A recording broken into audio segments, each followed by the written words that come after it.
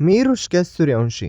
आज आम्ही सगळे दोस्त मिळून निघालोय तुळजापूर, अक्कलकोट आणि पंढरपूरला. पाटणपासून प्रवास केला ते डायरेक्ट भेव घाटातच थांबलो चहा पिण्यासाठी. तुम्ही जर इकडं कधी आलात तर गुरु माऊली म्हणून दुकान आहे, कडक चहा भेटतो, नक्की थांबा. हेच आहेत दादा, ह्या दुकानाचा मालक. ह्यांचा स्वभाव एक नंबर आहे.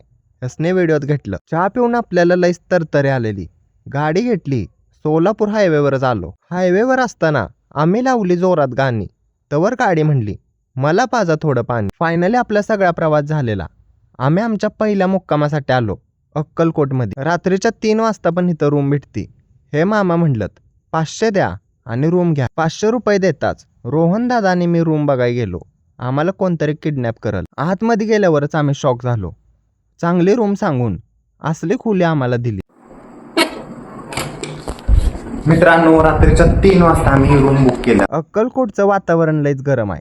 इकडं काही झोप लागलीच नाही. सकाळी लवकर उठलो, दर्शनाला निघालो. गुरुवार होता त्यामुळे इथं लईच गर्दी झालेली. मार्ग काढत पुढं निघालो. दुकानापाशी चप्पल काढली तर चोरीला जाईल.